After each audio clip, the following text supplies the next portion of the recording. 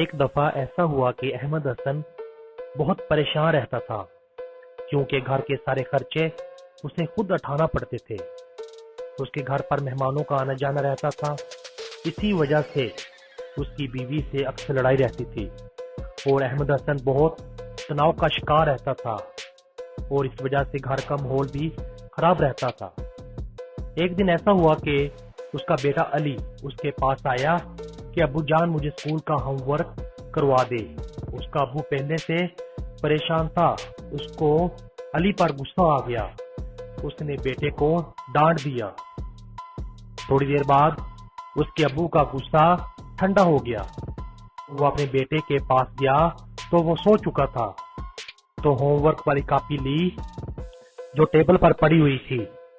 Table पर पड़ी हुई कॉपी पर लिखा हुआ था, शुरू में जो चीजें अच्छी नहीं लगती तो बाद में अच्छी होती हैं। उसके बेटे अली ने इस अनवान पर पैराग्राफ लिख रखा था। उसके अब्बू जान ने उसको पढ़ना शुरू कर दिया। स्कूल के फाइनल इम्तिहान पहले उसको बुरे लगते हैं लेकिन बाद में छुट्टियां उसको खुशी देती हैं। जब मैं बीमार होता हूँ तो कड़वी अद्वियात पहले अच्छी नहीं लगती लेकिन बाद में उसकी वजह से तंदुरुस्त हो जाता हूँ। अल्लाह का शुक्र अदा करता हूँ, उसने मुझे अच्छे से अबू जान दिए हैं। जो शुरू में डांट अच्छी नहीं लगती लेकिन बाद में उस वजह से जिंदगी में आगे बढ़ने का मौका मिलता है। मेरे अबू मेरे लिए खिलौने लाते हैं और मुझे सैर करवाने के लिए ले जाते हैं जिससे मुझे खुशी मिलती है। लेकिन मेरे दोस्त हमजा के तो अबू नहीं है। मेरे अबू तो है। इसके अबू को पैराग्राफ पढ़ने के बाद होश सा आ गया जैसे कि वो नींद में सो रहा था। उसको इत्मीनान और सुकून सा आ गया। उसको जिंदगी की हकीकत नजर आना शुरू हो गई। उसके अब्बू ने एक पेपर लिया। उसने अपने परेशानियों को लिखना शुरू कर दिया।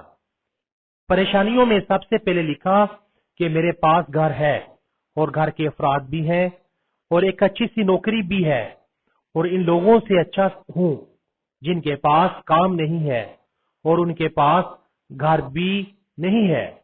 अहमद हसन ने लिखा, मुझे अपने घर वालों की जिम्मेदारी उठाना पड़ती है।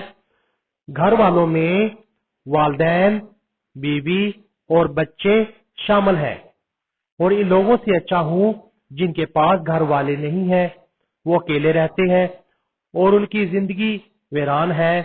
अहमद हसन ने लिखा, मेरे घर में जो मेहमान आते हैं इसका मतलब है कि मेरी एक पहचान है। मेरे दोस्त मेरी दुख तकलीफ और परेशानी में साथ देने के लिए मौजूद रहते हैं। मेहमानों से मेरे घर में रहमत होती है। इस सारे वाकया से उसको खुशी महसूस हुई और उसके जहन से बोझ हल्का हो गया और वो सुकून में आ गया जैसे उसको कोई परेशानी ही ना थी।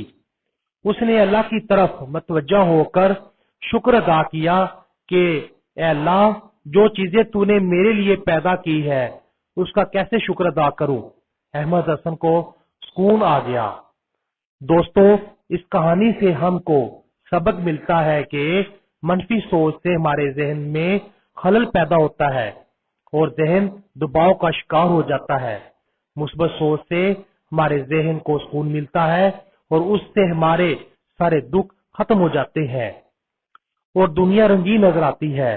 दोस्तों, हम अपने इर्द गिर्द में जो लोग रहते हैं उसमें जो पैसे वाले लोग हैं उनके लाइफस्टाइल को अपनाने की कोशिश करते हैं जिससे हम बहुत सारे मसाइल का शिकार हो जाते हैं।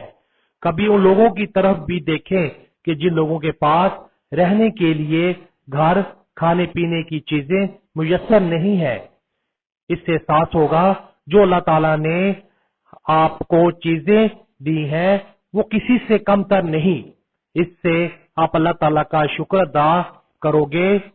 वीडियो देखने का शुक्रिया। वीडियो को लाइक करें और सब्सक्राइब करें।